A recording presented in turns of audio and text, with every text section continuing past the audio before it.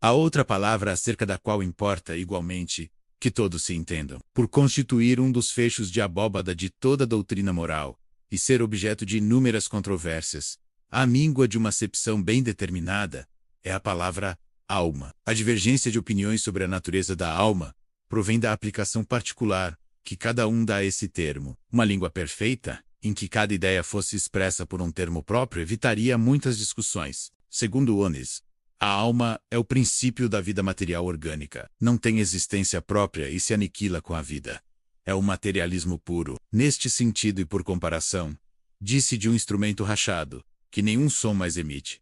Não tem alma. De conformidade com essa opinião, a alma seria efeito, e não causa. Pensam outros que a alma é o princípio da inteligência, agente universal, do qual cada ser absorve uma certa porção. Segundo esses, não haveria em todo o universo senão uma só alma, a distribuir centelhas pelos diversos seres inteligentes durante a vida destes, voltando cada centelha, mortos ou seres, à fonte comum, a se confundir com o todo, como os regatos e os rios voltam ao mar, de onde saíram. Essa opinião difere da precedente, em que nesta hipótese, não há em nós somente matéria, subsistindo alguma coisa após a morte, mas é quase como se nada subsistisse. Porquanto, destituídos de individualidade, não mais, teríamos consciência de nós mesmos. Dentro desta opinião, a alma universal seria Deus, e cada ser, um fragmento da divindade, simples variante do panteísmo. Segundo outros, finalmente, a alma é um ser moral, distinto, independente da matéria, e que conserva sua individualidade após a morte. Esta acepção é, sem contradita, a mais geral, porque, debaixo de um nome ou de outro, a ideia desse ser que sobrevive ao corpo se encontra, no estado de crença, instintiva, não derivada de ensino, entre todos os povos, qualquer que seja o grau de civilização de cada um. Essa doutrina, segundo a qual a alma é causa e não efeito, é a dos espiritualistas. Sem discutir o mérito de tais opiniões, e considerando apenas o lado linguístico da questão, diremos que estas três aplicações do termo alma correspondem a três ideias distintas, que demandariam, para serem expressas, três vocábulos diferentes. Aquela palavra tem, pois, tríplice acepção, e cada um, do seu ponto de vista, pode com razão defini-la como o faz. O mal está em a língua dispor somente de uma palavra para exprimir três ideias. A fim de evitar todo equívoco, seria necessário restringir-se à acepção do termo alma, alma daquelas ideias. A escolha é indiferente.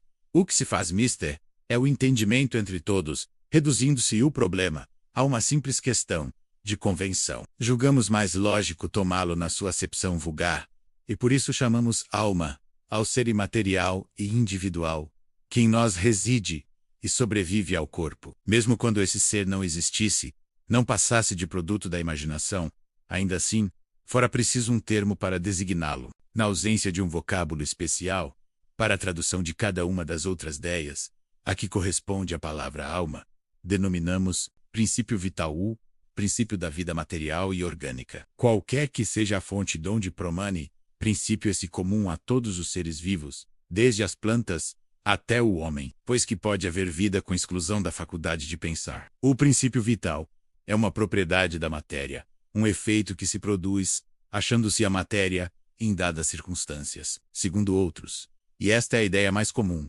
ele reside em um fluido especial, universalmente espalhado, e do qual cada ser absorve e assimila uma parcela durante a vida, tal como os corpos inertes absorvem a luz. Esse seria então o fluido vital, que na opinião de alguns, em nada difere do fluido elétrico animalizado, ao qual também se dão os nomes de fluido magnético, fluido nervoso, etc. Seja como for, um fato há que ninguém ousaria contestar, pois que resulta da observação, é que os seres orgânicos têm em si uma forma íntima, que determina o fenômeno da vida, enquanto essa força existe, que a vida material é comum a todos os seres orgânicos, e independe da inteligência e do pensamento, que a inteligência e o pensamento são faculdades próprias de certas espécies orgânicas. Finalmente, que entre as espécies orgânicas dotadas de inteligência e de pensamento, há uma dotada também de um senso moral especial, que lhe dá incontestável superioridade sobre as outras, a espécie humana. Concebe-se que, com uma acepção múltipla, o termo alma não exclui o materialismo, nem o panteísmo. O próprio espiritualismo pode entender a alma de acordo com uma ou outra das duas primeiras definições, sem prejuízo do ser material distinto, a que então dará um nome qualquer. Assim, aquela palavra não representa uma opinião. É um proteu, que cada um ajeita a seu bel prazer. Daí tantas disputas intermináveis, evitar-se-á igualmente a confusão. Embora usando dose do termo alma, nos três casos, desde que se lhe acrescentasse um qualificativo especificando o ponto de vista em que se está colocado, ou a aplicação que se faz da palavra. Esta teria então um caráter genérico, designando, ao mesmo tempo, o princípio da vida material, o da inteligência e o do senso moral, que se distinguiriam mediante um atributo como os gases, por exemplo, que se distinguem, aditando-se ao termo genérico as palavras hidrogênio, oxigênio ou azoto. Poder-se assim dizer, e talvez fosse o melhor, a alma vital, indicando o princípio da vida material, a alma intelectual, o princípio da inteligência, e a alma espírita, menos o da nossa individualidade após a morte. Como se vê, tudo isto não passa de uma questão de palavras, mas questão muito importante quando se trata de nos fazermos entendidos. De conformidade com essa maneira de falar, a alma vital seria comum a todos os seres orgânicos, plantas, animais e homens.